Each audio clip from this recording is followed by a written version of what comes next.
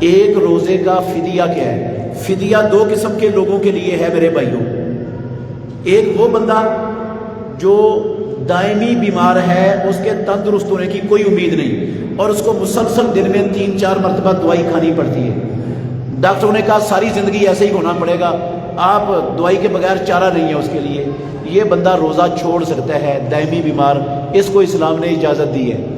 دوسرا، ایسا بوڑھا آدمی، مرد یا عورت، جو اتنے بوڑھے ہو چکے ہیں کہ اب روزہ نہیں رکھ سکتے۔ وہ جب بندہ بوڑھا ہو جائے نا تو پھر بچپن میں چلا جاتا ہے۔ بچپن اور بڑھاپا جو ہے نا ایک قسم کا ہوتا ہے، وہ بچہ بھی نہیں روزہ رکھ سکتا، اس سے بھی برداشت نہیں ہوتا، ایسے بوڑھے سے بھی نہیں ہوتا جو بہت زیادہ کمزور ہو گیا ہو۔ تو یہ دو قسم کے لوگ فدیہ دیں گے۔ فدیہ ایک روزے کا، ایک مسکین کا ایک ٹائم کا کھانا ہے۔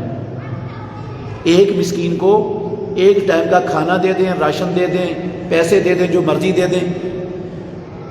ایسے لوگ فدیہ ان کا فریضہ ہے، فدیہ دے دیں گے تو یہ بری ہو گئے۔